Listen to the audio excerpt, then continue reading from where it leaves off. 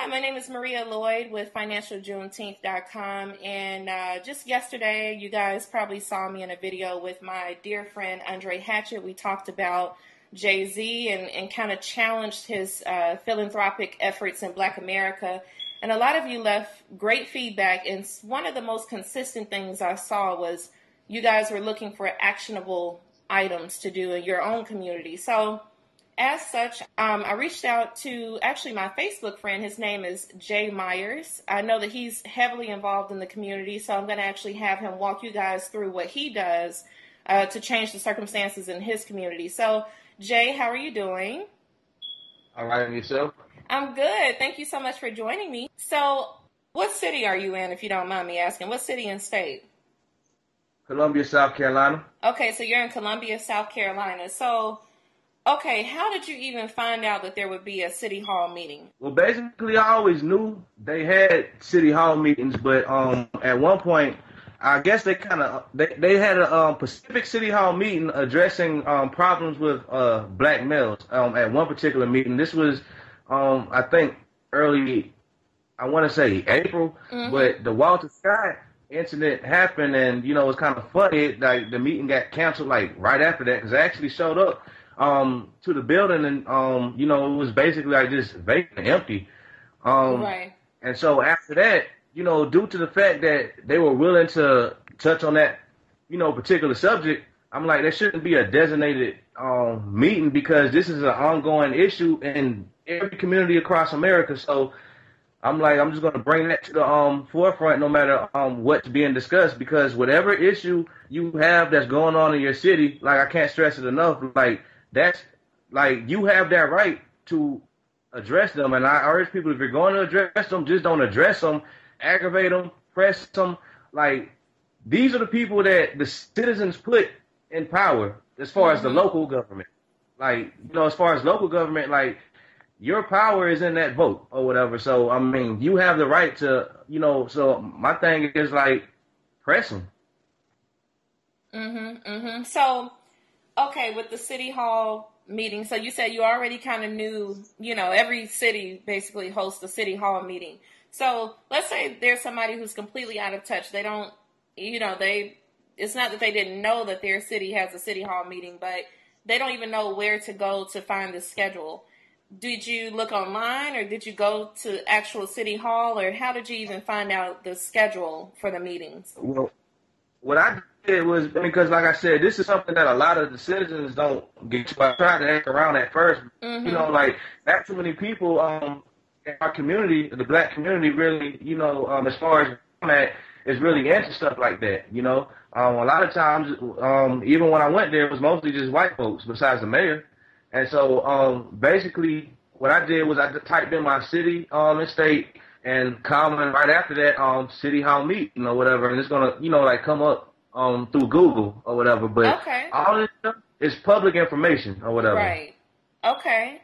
So once you typed it up, you've located the schedule on Google, and then when you reserved your spot to speak, how did you do that? Was that also available online, or did you actually have to go into City Hall a day or two before?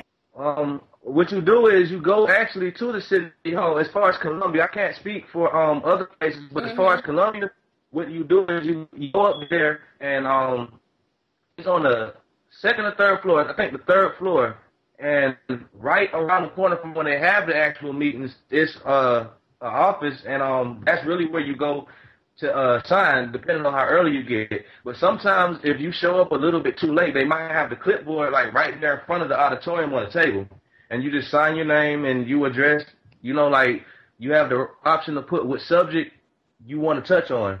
And after that, they pretty much are going to be discussing other things throughout the whole meeting, and towards the last segment of the city hall meeting, that's when they give the citizens who are listed the option to come up there and address. Okay. So now let's talk about what you wanted to address with City Council. What did you want to discuss with them, and why was that important to you? Well, pretty much I stay in Columbia, South Carolina, and the thing about it is we pretty much know everywhere across America there are laws that target blacks, and also as far as the lack of resources and the insufficiency in a lot of areas that regard our community, is basically instigating crime.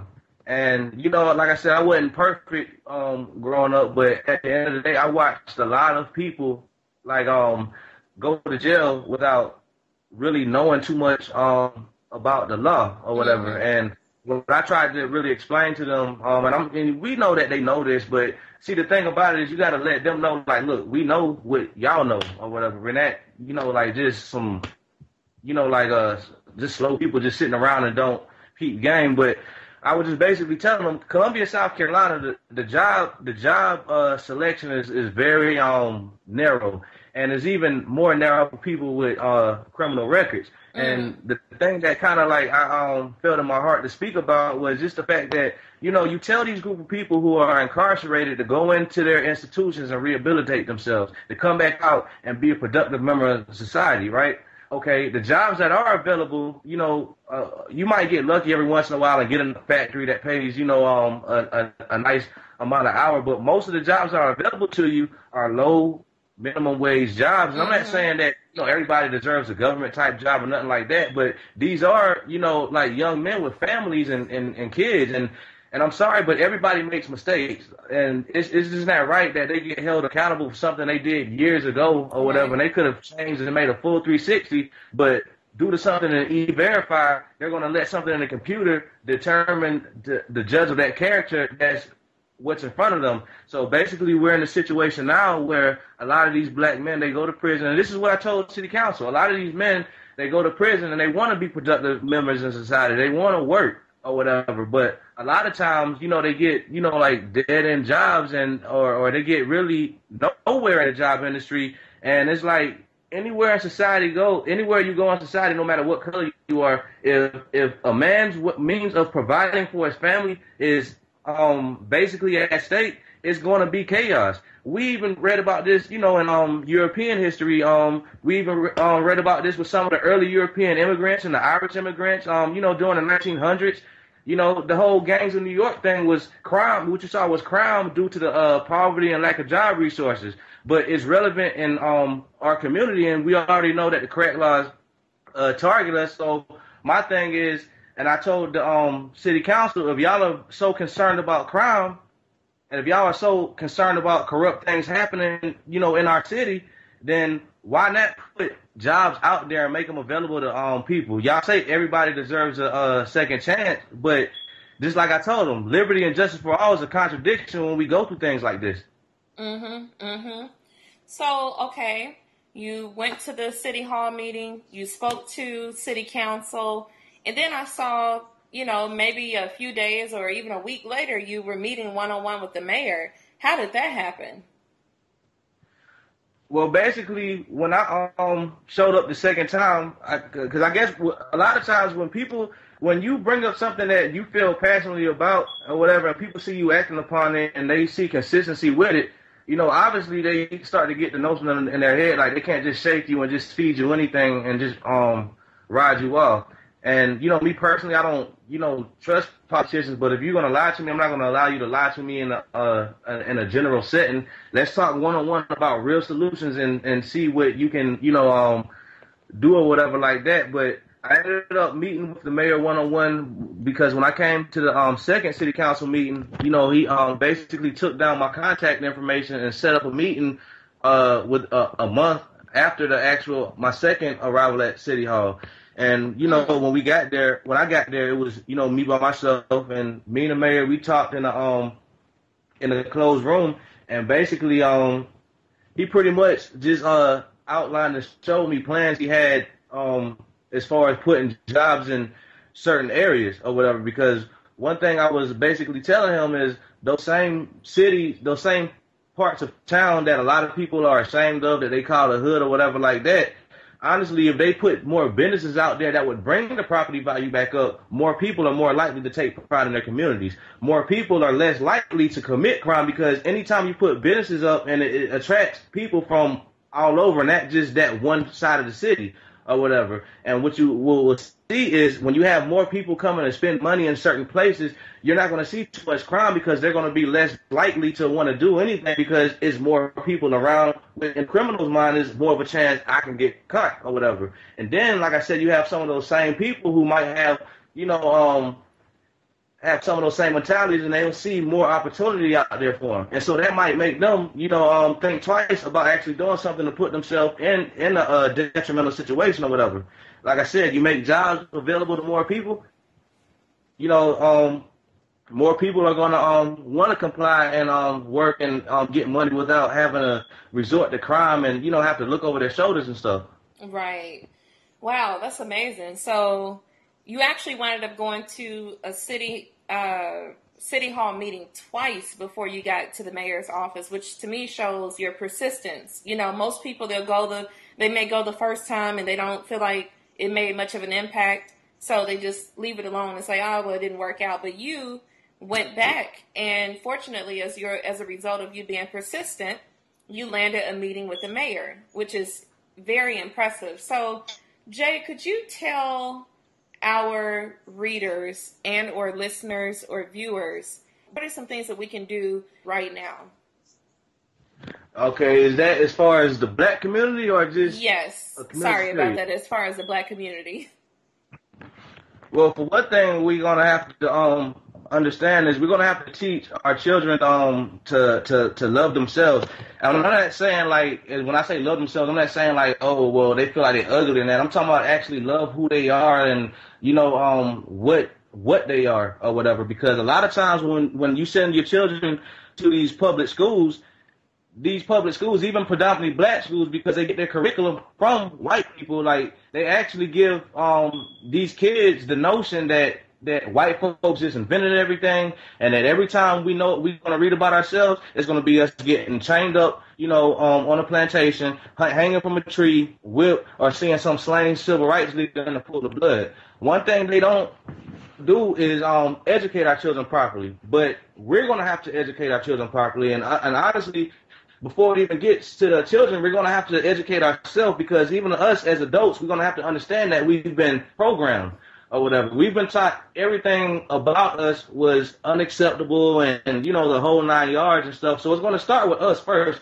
the individual. And once we do that, I feel like that's when we can start like teaching these kids to love themselves and stuff like that, and actually love who they are. Actually explain to them, and even to go as far as the teenagers, actually explain to them how how the fear and how, self-hate has been passed on us, and actually explain to them and really see how silly it looks when you just break it down so simple to where, you're quick to fight somebody that looks just like you. You want to keep your hands up when, a white individual kills one of your black counterparts or whatever, but you turn around and say you love your race, and that's backwards. But we've been taught, like, things like that, and honestly, as a community, that's been the problem with this black-on-black violence, because even when you eliminate the black-on-black violence, what really is on a small scale when you really compare it to other groups' violence, but that's another story. But honestly, it just basically it starts with just teaching them that to love themselves, like just letting them understand their full history, what was going on in Africa and what happened before those slave ships touched African soil or whatever, because all we've been taught was the civil rights struggle. And let's just be real, I mean, the civil rights struggle, as far as information, is essential to know, but it's all it was a struggle or whatever. I mean, basically, we seen our people basically pleading with, other people for justice, and here we are 40, 50 years later, and the same thing, begging the system to convict, cops that we know are wrongfully guilty. So honestly, it just starts with self-love of self, educating yourself, and that's what I mean by self-love. Like, really know what's going on with your race, know what's, as a black individual, what's comprised of you, which is melanin, understand how it works, understand how, that was really the whole time in school when we learned about dark matter in space, they were really saying the code word for melanin. Like, understand a lot of these things that, like, just flies right over our head every day. It starts with the education system, and honestly, we're going to have some of us even might have to take our children out of the schools and homeschool them ourselves or whatever.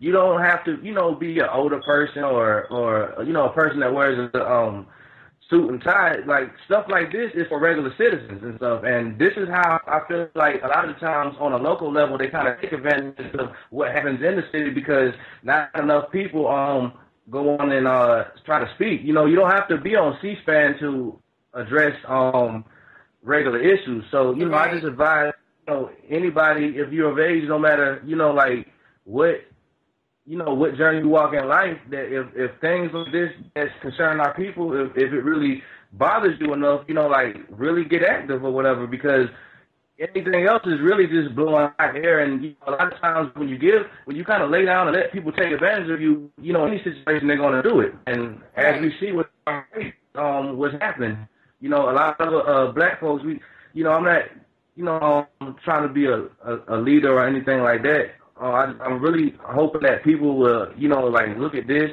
and really just join me as opposed to just try to, look at what I'm doing, just like join me as strength in numbers or whatever. Right. And when it comes to leading our community, we tend to kind of like hide behind them. That way, if they take the fall for something, it'll be just them, and we can just kind of like back up a little bit and, like hide in the cracks. But if there's something done, everybody's going to want to be there to reap the rewards or whatever. But we just have to get more active. I just can't say it enough. And that's anybody from like no matter what kind of situation you have going on in your life, like they have to listen to you or whatever. You are a citizen or whatever. You do have that right. That's what people fail to realize. You do have the right to address like people in power. Wow, powerful words. Jay, how old are you again? 26? Yeah, I'm 26. That's incredible. Wow. So as you guys can see, there is no limit to what you can do. It doesn't matter how old you are. It doesn't matter how young you are. You can make a significant impact in your community, just like Jay has. So, Jay, how can people get in contact with you? In fact, let me back it up a little bit. If someone wants to help you, how can they help you? Or is there anything that people can do to help you? Do you need any financial donations? Do you need any support online for petitions? Do you need anybody to come with you? What are some ways that people can support you? Well, right now, before we even go into the financial donations, I'm trying to actually build an organization up of individuals that do this, because right now a lot of the stuff I do as far as going to the City Hall and like trying to talk to different people right now is on the effort. Right now I'm trying to work to get more people involved with me, but the best thing I think we can use right now is petitions as far as like the things with these jobs or whatever. And, and that's only until as a community we can go and, save our own money up and start giving our own people, jobs and things of that nature. So as far as these positions and trying to get, justice for us in the workforce and kind of like put a damper on this racial discrimination in the job scene, we got to understand this is just temporary, because at the end of the day, before we leave this earth, we want our own and be able to leave our kids, with jobs, so they won't have to beg other people for jobs and worry about not getting hired because of how their name sounds or things of that nature, things that shouldn't even matter to why somebody is hired, even though it's relevant. The best way to get in contact, my email is 2026p@gmail.com. My Facebook name is J Burgundy KTS. But like I said, the biggest thing like people can do just for themselves is get, like, even if you don't stay in my city, like, get involved in your own communities and, let's fight. Let's make stuff better for our children. We can't sit around forever just complaining of the white man. Then we just be on hush hush. Like, when they come around, it's bigger than that. Our children need to see us fighting for what's right, because our parents' generation failed us, because, a lot of our parents, the hip-hop generation, their parents comes, from the 40s, 50s, and 60s or whatever, and, after segregation, most of our parents got complacent with being able to live in integrated neighborhoods and going to integrated schools, basically just letting money make them complacent and feel like, there's not a fight out here to be fought or whatever. And now we're seeing more kids getting killed by the cops more than they were people hanging from trees in the 1940s. It's more black males in prison than slaves that existed. So, I mean, really, we just have a lot of work to do. And, you know, I just urge anybody, no matter what your financial situation is, whether you're struggling, whether you're rich, poor, you're still a citizen. And you still have the right to be heard or whatever. Like, just basically keeping a closed mouth is not going to get us anywhere. And actually, we have to just be vocal. Mm-hmm. So, Jay, I know that you shared your contact information with us. Can you run that by us one more time? Okay. It's 202016p at gmail.com. And my name on Facebook is Jay Burgundy KTS. Okay. All right. Well, Jay, once again, thank you so much. I know you said you're not trying to be a black leader, but you are a black leader. So I want to thank you so much for what you're doing in your community to make a difference. I want to thank you so much for sharing this knowledge and this inspirational information with our audience. And for you guys who are tuning in, who are listening or watching or reading, we want to thank you as well for, joining this crusade with us as we march towards, or really fight towards, liberation and equality. So thank you guys so much. And Jay, once again, thank you so much, and keep up the good fight. You are a black leader, even though you may not claim it, but you are. So thank you so much for your contribution to the movement as well. All right. Thanks for your words as well. Thanks for taking the time to talk to me. Oh, anytime. Oh, anytime. Oh, anytime.